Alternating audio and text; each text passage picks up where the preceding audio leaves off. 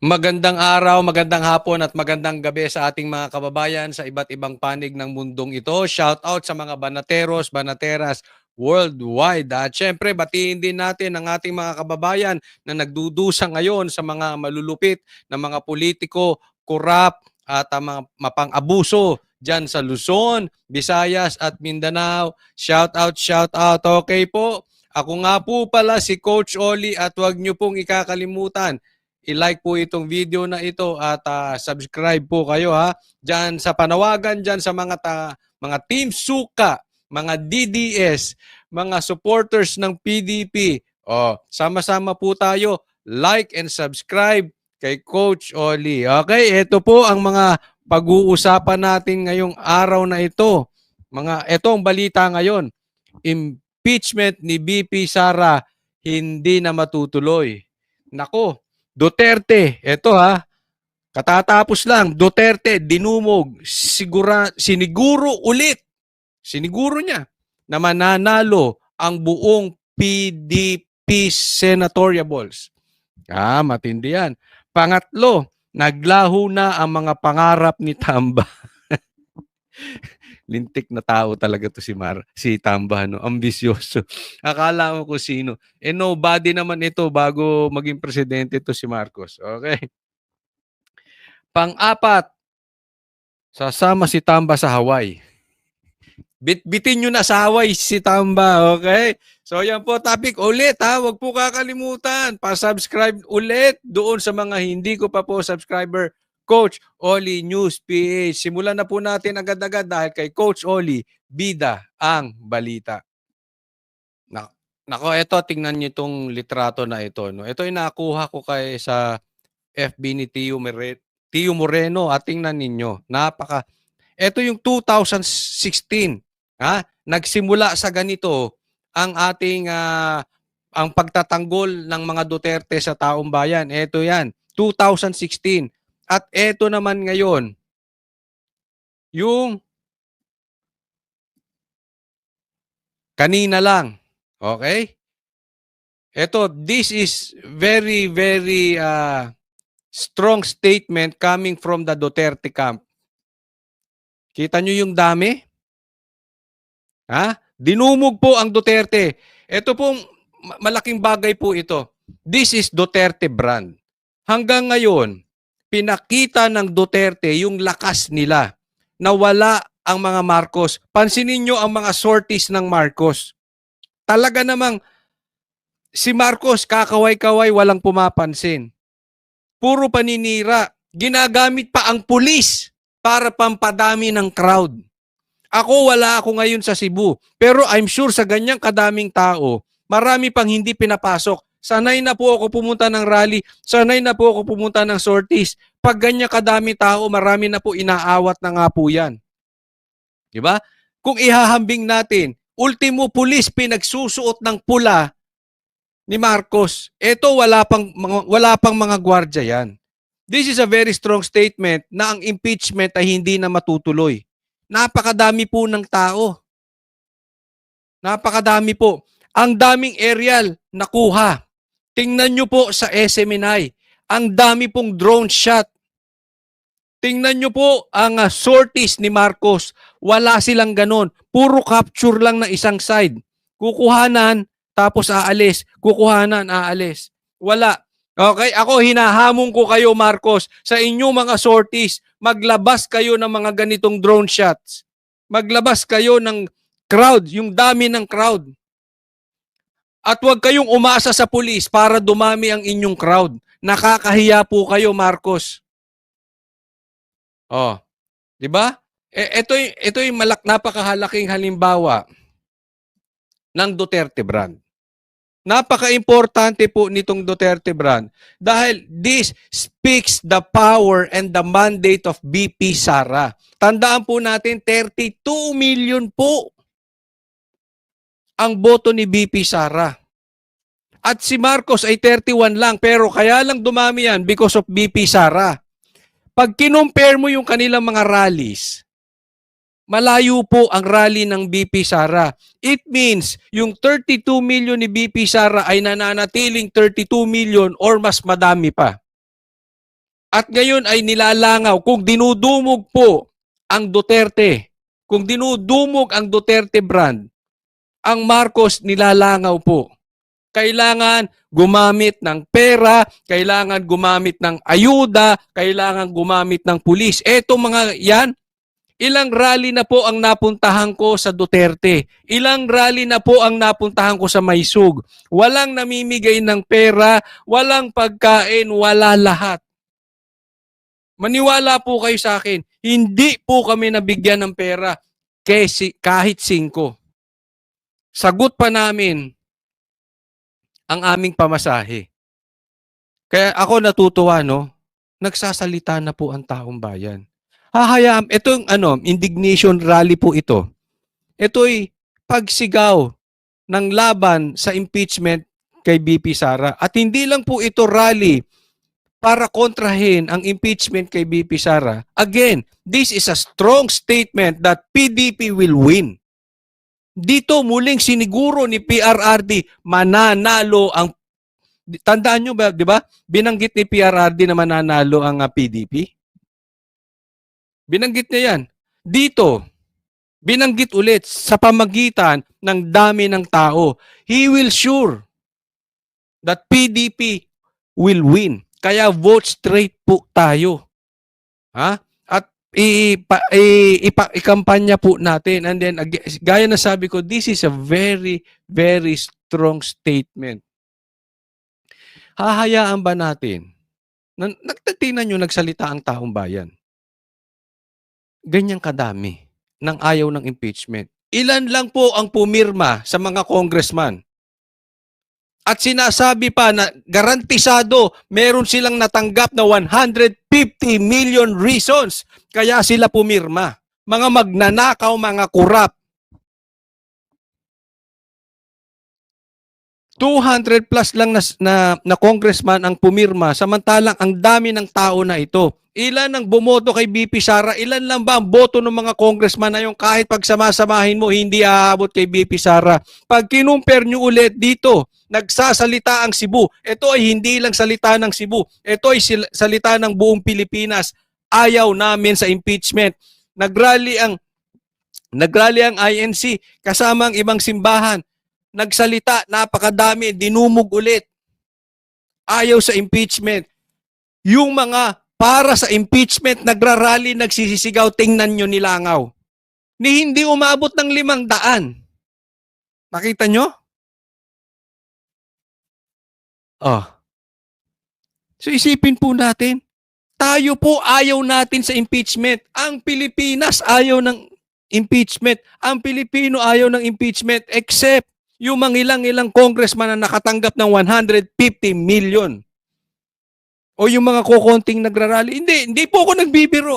Kayo, saliksikin nyo sa mga balita, hindi lang sa SMNI, kahit saan. Kahit doon sa mga bias media, check ninyo. I-compare ninyo yung rally ng pabor sa impeachment at i-compare nyo yung rally ng ayaw sa impeachment. Bulag ka na lang pag hindi mo pa nakita yun. Bingi ka lang pag di mo pa nakita yun. Or bayad ka. Nagbubulag-bulagan ka, nagbibingi-bingihan ka. Kasi bayad ka. Kitang-kita na po yan. Kahit dun sa mga media nakakampi ni Marcos at ni Tamba, lumabas, nalantad ang difference nung dami ng tao. Ito po, ipakikita ko pa po sa inyo.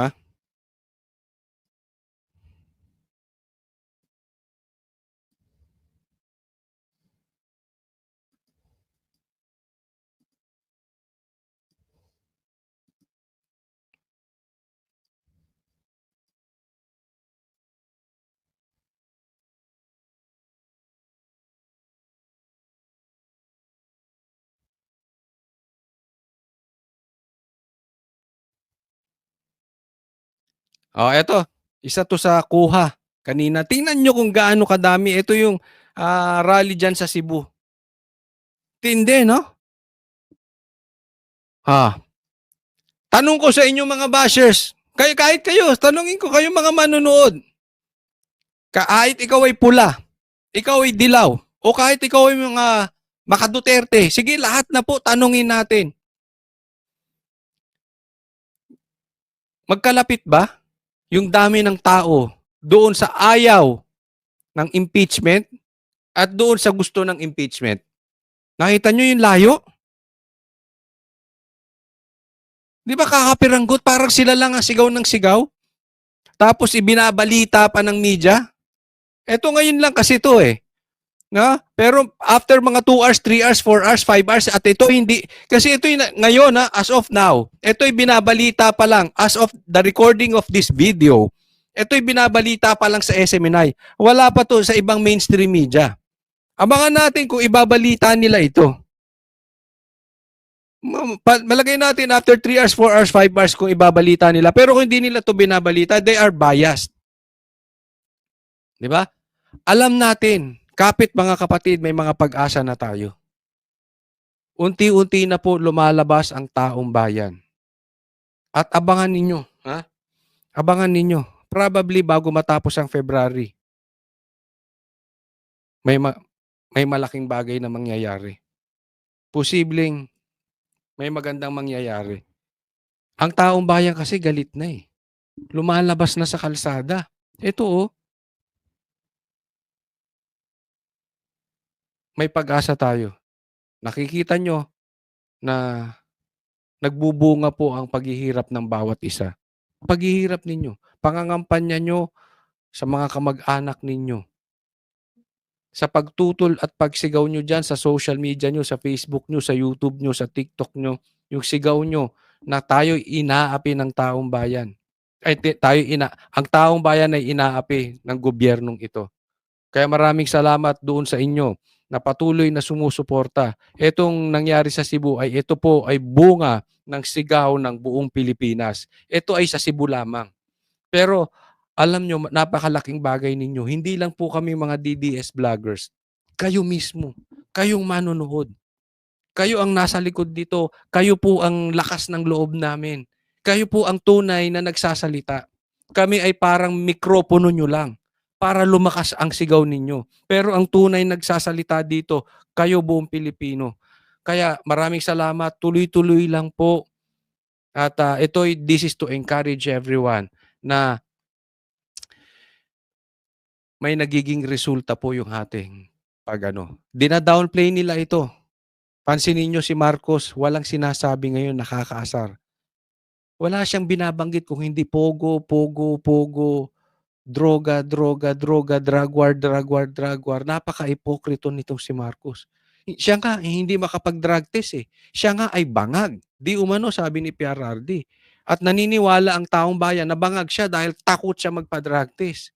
Pero wala, dina-downplay niya to. Sama siya ng sama. Wala silang maipagmalaki. Kung hindi, dinidikit si PRRD sa pogo. Ano po ang pinagmamalaki ng Duterte? Huwag niyo pong kakalimutan ito. Ang pinagmamalaki ng Duterte is the Duterte brand itself. Yung branding ng Duterte. Galit sa adik. Galit sa NPA. Masasabi nyo ba na ang Marcos ay galit sa adik? Hindi. Masasabi nyo ba ang Marcos galit sa komunista, galit sa NPA, galit sa mga kaliwa, galit sa mamamatay tao? Hindi. Galit sa korap? Masasabi nyo ba na galit sa korap ang mga Marcos? Hindi. Puro sila narrative. Puro sila media release. Puro statement, walang katotohanan. Ang Duterte brand, gawa, tapos mandato galing sa tao. Nakikita nyo yung picture na yan?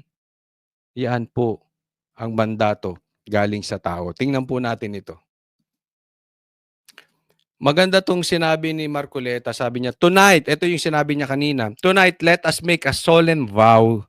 Tonight, let us make a covenant. Let us resist the temptation. Let us repel the vindictiveness of the man, the leader of the House of Representatives, Martin Romualdez. He is responsible in weakening our institution. Ito nakakasar kay Tamba. Dahil sa pangarap niya na gusto niyang maging vice president, pinahihina niya ang institusyon. Pinahihina niya ang opisina ng Vice President. Pinahihina niya ang kongresista. Pinahihina niya even the legislative bodies. Bakit? Dinaan niya sa ayuda, ayuda, ayuda. For what? Dinaan niya sa pera, pera, pera. Dinayaan niya sa projects, projects, projects. Sino nagsabi niyan? Ultimo mga congressman like Alvarez. Oh. May mga nagsasabi talagang binayaran ng 150 million. Di umano, itong mga pumirma. Anong ginagawa ni Tamba? Pinahihina niya institusyon. Dahil sa pangarap niya na maging vice president, wala pong masamang maging mangarap. Dapat talaga ang tao'y nangangarap. Pero ang pangarap ay pinaghihirapan. Ang pangarap ay tinatrabaho. Ang pangarap ay nagsasakripisyo. Hindi ang pangarap binabayaran mo. Hindi ang pangarap sinisiraan mo ang ibang tao. Hindi ang pangarap ay dinadaan mo sa pananakot. Tamba, ang pangarap, samahan mo ng sakripisyo. Magsilbi ka sa taong bayan, mamahalin ka ng taong bayan. Sakripisyo ka. Yung yaman mo, ibigay mo sa taong bayan, magsakripisyo ka, mamahalin ka ng taong bayan. Hindi yung ikaw ikaw ang bida, ikaw nagbibigay ng pera, kaya hindi ka mamahal ng taong bayan. Nakikita nyo, sang-ayon po ba kayo sa sinasabi ko? This person is a fake person. Kaya kahit anong gastos niya ng pera, hindi siya minamahal ng taong bayan. Walang kapag-asang manalo itong si Tamba. Sabay, ang pag-asa lang nito, tanggalin, eliminate, baka patayin o pahinain ang institusyon, pahinain ang kalaban. Iprotesta ang kalaban. Wala nga itong kalaban ngayon di ba? Ano sabi ng COMELEC? Sinuspinde. Hindi pinalaban yung kalaban niya. Wala siya kalaban ngayong eleksyon, hindi panalo siya, congressman na naman siya. Ganyan po gawain nito. Ayaw nito magsakripisyo para makuha ang pangarap. Ang gawain nito, tanggalin ang kalaban para siya makuha niya ang pangarap niya. You look how loser this person is. Tama si Marcoleta They want to impeach the Vice President because he wants to become the Vice President. Hindi po pwede yan. Pambira. Ilang tayong Pilipino? Pinaiikot tayo ng isang tao? Sila lang ni Saldico, di umano ang may hawak ng pera. Pera ng buong Pilipinas hawak nila. Bakit? Sino sila? Diyos ba yang si Tamba? Hari ba yan? Marcos, kung may paninindigan ka, Marcos, tanggalin mo si Tamba as speaker, nakakasira sa bansang Pilipinas May kaso yan, dapat mag-inhibit yan. Pinag-i-inhibit nga yan Di ba? Marcos, asan ang tayo mo? Asan ang tayo nito mga kandidato ni Marcos na 12 senatorial balls? Asan ang tayo ninyo? Tama ba na ang pinsan niya ay speaker? Tama ba yun? Tama ba na may kaso siya? Ayaw pa rin magbitaw? Ayaw mag-inhibit? That is unethical.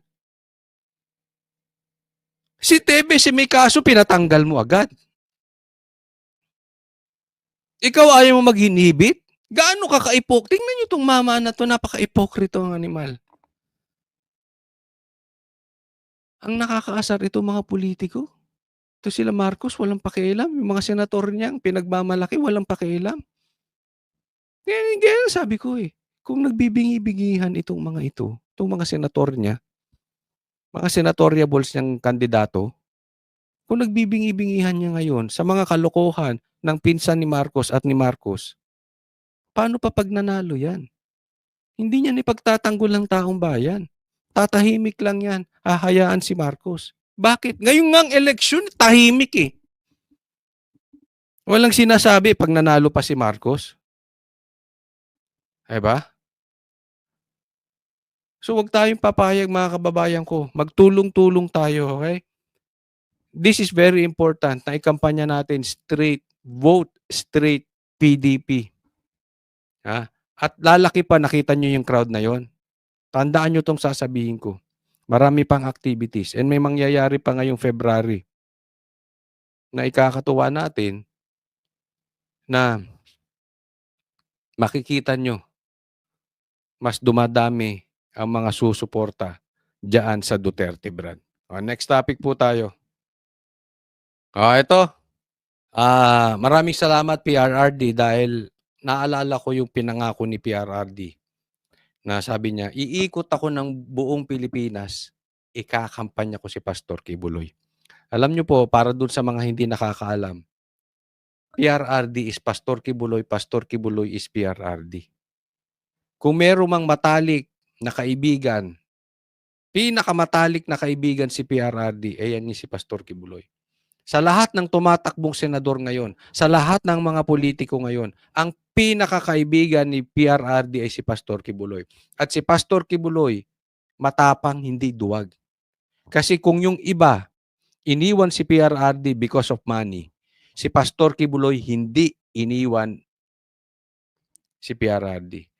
Kung yung iba na kaibigan ni PRRD, iniwan siya dahil sa pangarap, dahil sa power, si Pastor Kibuloy hindi humingi ng posisyon nung presidente si PRRD. Hindi siya pumosisyon, hindi siya tumakbo. Ngayon lang po tumatakbo si Pastor Kibuloy. Ngayon hindi na nakaposisyon si PRRD. That is counterintuitive. Kabaligtaran po ang ginagawa ni Pastor Kibuloy. Bakit po? The man is sacrificing himself para sa bayan na ito at hindi niya iniiwan ang Duterte.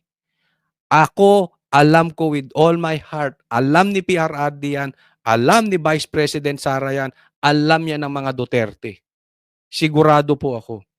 Hindi nang iiwan. Kasi kung nang iiwan si Pastor Kibuloy, hindi niya po iniwan. Papaalala ko lang sa inyo.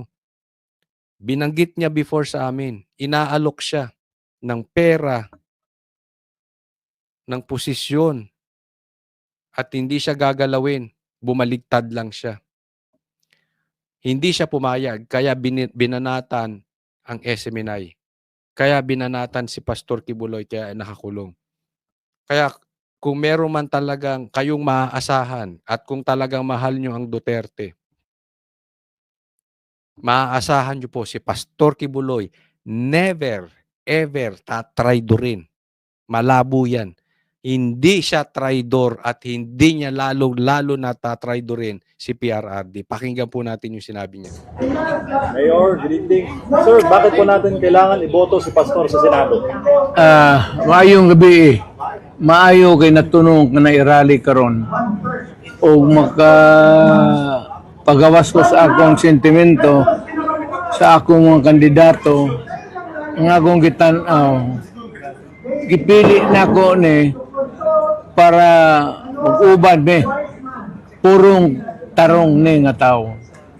Si Pastor Diyos nun, maayong tao, buutan. Ayan sabi niya, si Pastor ay mabuting tao. Alam nyo naman to si PRRD, hindi ito magsasalita ng kasinungalingan. Pag ito sumuporta, sigurado siya. At the same time, hindi addict si Pastor Kibuloy, sure ako. Hindi ko alam yung mga kandidato sa kabila kung addict. Pero to si Pastor Kibuloy, alam ko, willing ito magpa-drug test.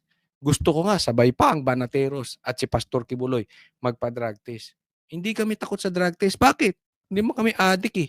Ewan ko yung presidente nyo, bakit takot magpa-drug test? Sinisiguro yan ni PRRD, mabuting tao si Pastor Kibuloy. Siya mismo sinasabi, wala akong nakikitang mali sa kanya. Why? Alam ni PRRD, inosente si Pastor Kibuloy. Kaya lang siya nakakulong dahil yung kanilang closeness, dahil yung kanilang pagkakaibigan. Yun lang ang dahilan kaya nakakulong si Pastor Kibuloy. Kaya pag may nagtatanong sa akin, ay, kay Pastor Kibuloy ka, ay sa kamusta mo yung kaso niya? Totoo ba yun? Sabi ko, hindi.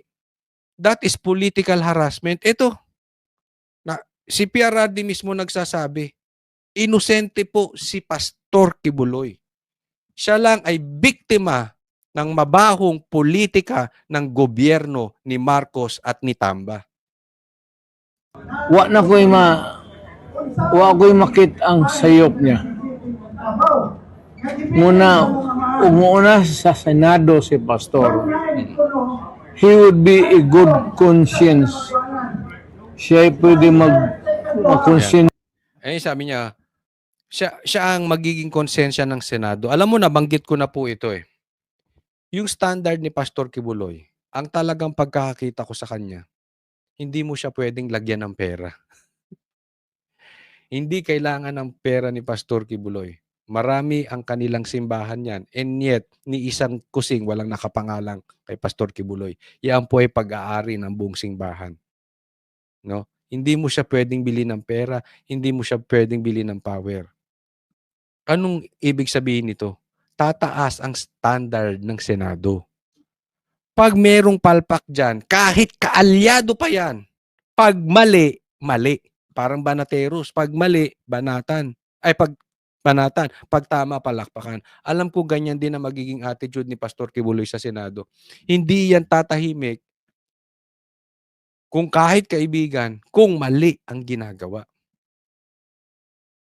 Siya ngayon ang magiging liwanag. Matatakot sila. Yan yung sinasabi ni siya ang magmumulat, siya ang magmimistulang konsensya sa Senado. Kasi kung meron silang kontsabahan gagawin doon at mali at korupsyon, alam nila mapapahiya sila kay Pastor Kibuloy. At hindi lang yan. Alam nila si Pastor Kibuloy may sariling media, ang SMNI. Magsasalita yan. Kami sasabihin namin ang mali dyan sa Senado. Hindi nila pwedeng patatahimikin si Pastor Kibuloy. Kay Pastor Kibuloy, pag mali, mali. Siya diha sa conscience sa Senate. Nagkulang sila diha og lecture sa unsay maayo, unsay tarong, unsay dili. Si Pastor akong gitan-aw nga mo'y magda sa kabag-uhan diha sa Senado. Yun, ako naniniwala dyan. Ganda nito. This is very crucial.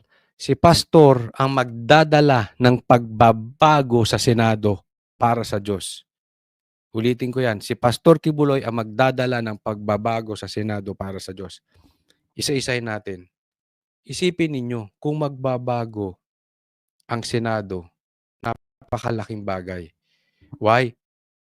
Ang Senado po, bagamat ito'y katumbas ng House, ng lower house, sila po ay mataas ang mandato galing sa taong bayan kasi nationwide po ang boto.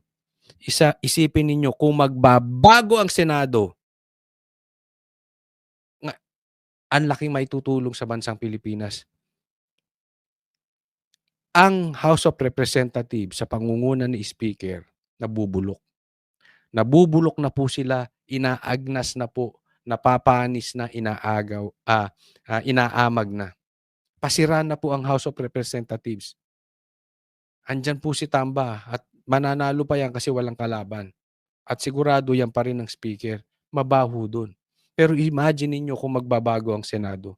Mababago ni Pastor Kibuloy. Malaki pag-asa ng bansang Pilipinas. And higit sa lahat, para sa Diyos. Alam mo, ako naniniwala ako.